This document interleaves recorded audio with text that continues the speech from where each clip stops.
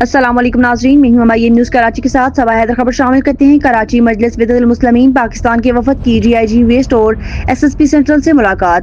Security, عزاداری اور عوامی مسائل پر تفصیلی گفتگو۔ کراچی 12 مئی مجلس وحدت المسلمین پاکستان کراچی ڈویژن کے صدر اور جامع مسجد حیدری اورنگی ٹاؤن کے امام جمعہ الجماعت مولانا محمد صادق جعفری نے ایک وفد کے ہمراہ D I G west zone محترم عرفان بلوچ سے ملاقات کی۔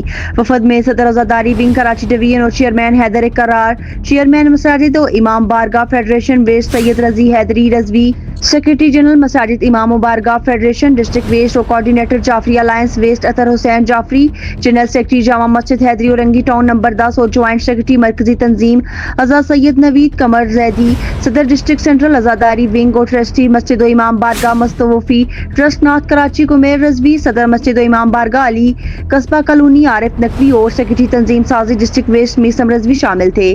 ملاقات کے دوران ویسٹ زون میں عید الاضحیٰ، عید غدیر اور محرم الحرام کے حوالے سے سیکیورٹی انتظامات پر تفصیلی گفتگو کی گئی۔ وفد نے عزاداری جلوسوں، مساجد اور امام بارگاہوں کی سیکیورٹی کو مزید مؤثر بنانے پر زور دیتے ہوئے کہا کہ عوام کے جان و مال کے تحفظ کو یقینی بنایا جائے۔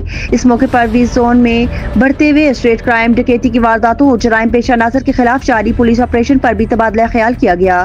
وفد نے شہریوں کو درپیش مسائل کے حل اور امن و امان کی بہتری کے لیے مزید مؤثر اقدامات کی ضرورت پر زور دیا۔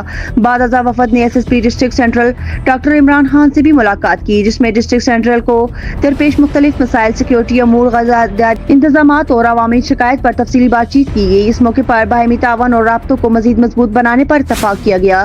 رپورٹ سید محمد شمیم احمد۔